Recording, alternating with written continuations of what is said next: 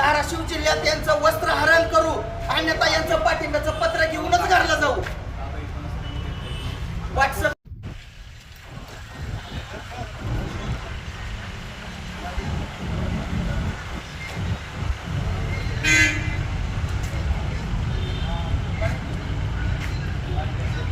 पहिलं कापड आम्ही आमचे खासदार सन्माननीय साहेबांच्या नावानं या ठिकाणी आमचं कपड्याचं यांनी 75 वर्षाचे वस्त्रहरण आमचं केलं होतं ते आम्ही आज यांना या ठिकाणी प्रत्यक्ष प्रात्यक्षिक या ठिकाणी दाखवून यांना समाजापुढे उघडं करण्याचं काम आम्ही या ठिकाणी करत आहोत.